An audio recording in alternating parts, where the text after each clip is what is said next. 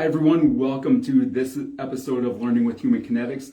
My name is Aaron, and today I'm going to discuss perhaps the most important aspect of training that sounds simple, but not everyone is willing to do it. Recovery sounds like a simple concept. You get done training or competing, you foam roll, you stretch, you get in a cold tub, you eat to refuel, you get plenty of rest, and you're ready to go. But you know how the saying goes, if it were easy, everyone would do it. The truth is, it is easy, but some people still refuse to do what's necessary as far as rest and recovery. Now, I think we're all guilty of it to a degree. I've trained a number of athletes who know the importance of rest and recovery, but they don't make it a priority. I get it. People's schedules are packed. If you're a trainer or a coach, you've probably seen it too. You know, the athlete comes in to train 2 to 3 days per week, practices 5 to 6 days per week, and has tournaments every weekend. They're usually playing multiple games or matches all 3 days of the weekend, Friday, Saturday, and Sunday. But then it's time to go back to school on Monday morning and start the cycle all over again. It becomes a repetitive cycle of constant work, little rest, virtually no recovery, and it never really ends well, usually excessive fatigue or injury. I have a couple of athletes, for example, that had a softball tournament. The tournament location was about 3 hours away, and their first game was scheduled to start at 6 p.m. on Friday night. Not a huge deal, right? Their second game was scheduled for 2 a.m. on Saturday morning. Now, these were 8th graders, and it wasn't like the games ran long and they got theirs pushed back. There are time limits on all those games anyway. It was actually scheduled to begin at 2 a.m. You know, they got to go back to the hotel for a little bit of rest, and then had 2 more games that night and 2 more on Sunday. Needless to say, a lot of the girls on that team missed school on Monday because they were completely exhausted, and some of them ended up getting sick. But that's an example on the extreme end of an athlete's schedule being packed and offering little time for rest. Now, a couple months ago, in another episode of Learning with Human Kinetics, I talked about overtraining and overtraining syndrome. I went into detail about the long-term effects of training and how in severe cases, it can take months and even a year to fully recover. You can go back and watch that one on our YouTube channel if you'd like. I would encourage you to do that. But Pete McCall has an excellent book out now titled Smarter Recovery, and in it, he details symptoms of overtraining. The specific symptoms he lists are reduced immune system function, chronic muscle soreness, disruption of the normal sleep cycle, despite feeling fatigued. If you've ever experienced that, it's an awful feeling. You're so tired that you feel like you need to sleep, but your quality of rest isn't great. Another symptom Pete talks about in the book is cognitive decline. That can affect your mood and ability to process information and make decisions. Weight gain is another symptom. You might be exercising regularly, and you probably are if you're experiencing overtraining syndrome, but too much exercise without proper nutrition, that includes optimal amounts of carbs, fats, and proteins, could result in weight gain. Now, we all know the reasons that we train. Everyone has a different reason. It might be to lose fat.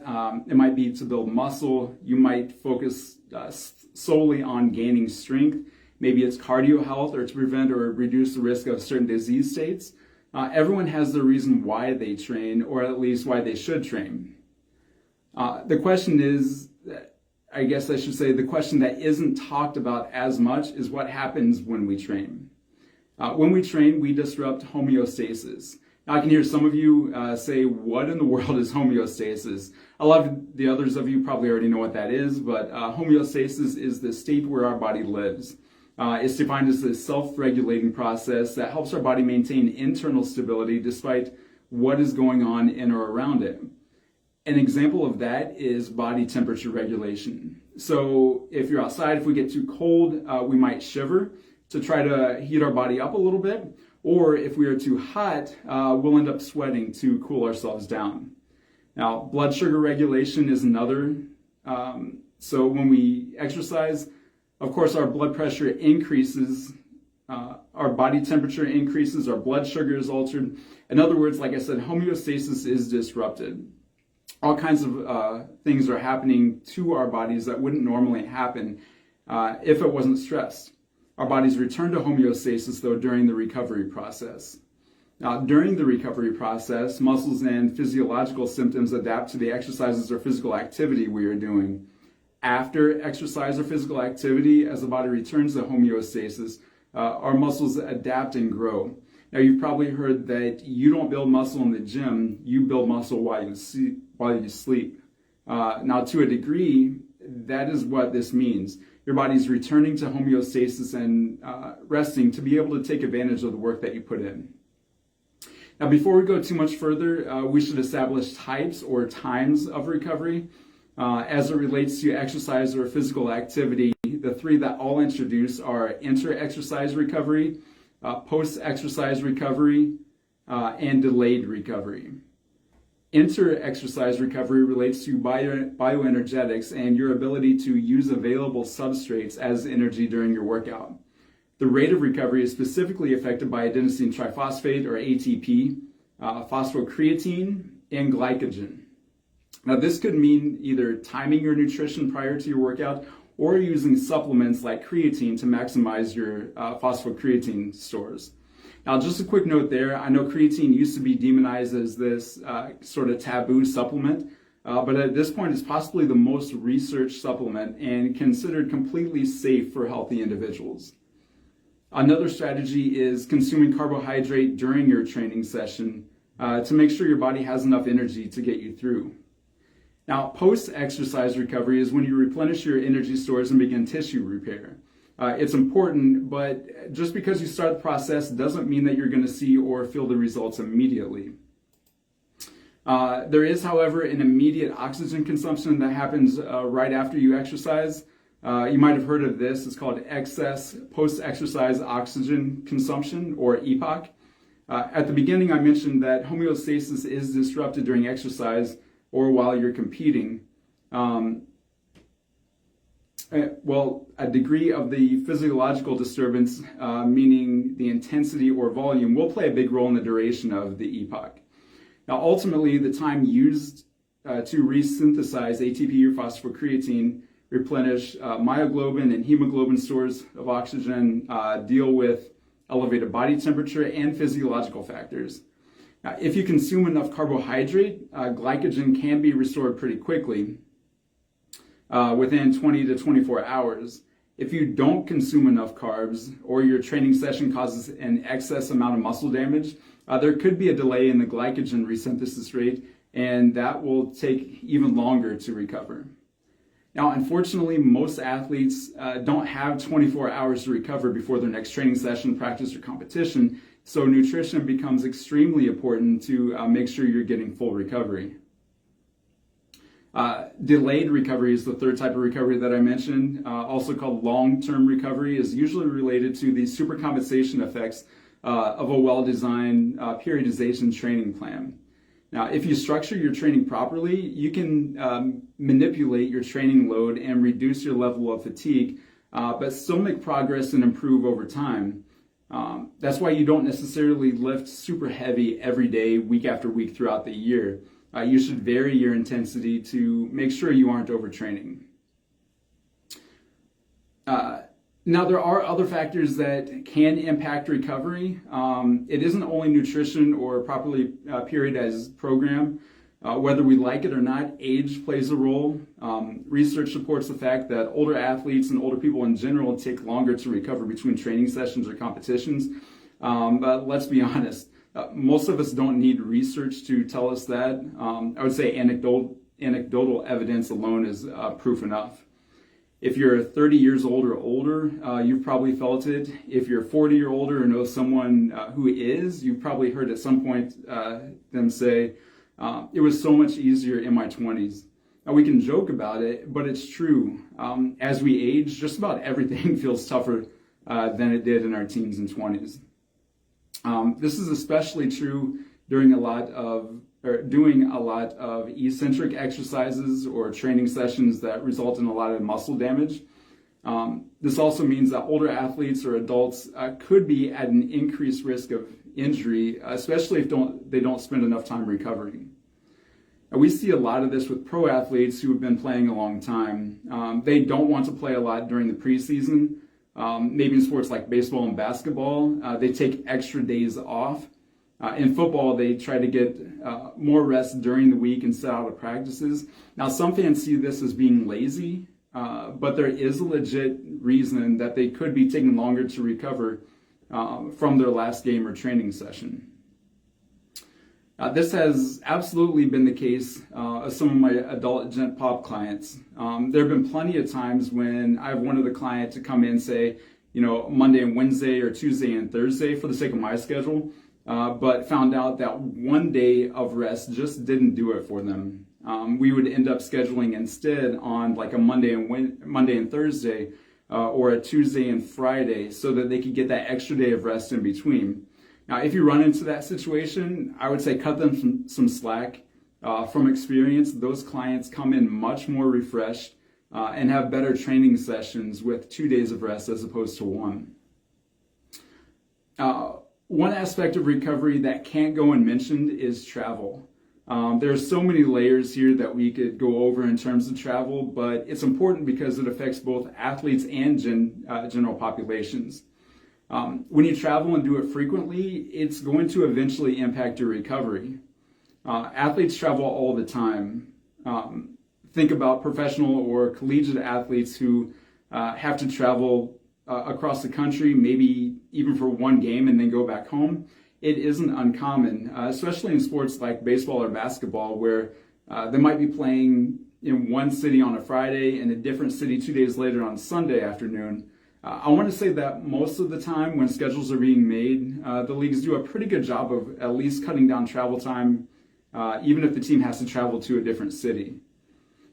Adults or Gen Pop individuals aren't much different, to be honest. I had one client who trained with me long term, and credit to her, she stayed very consistent. But she traveled for work regularly.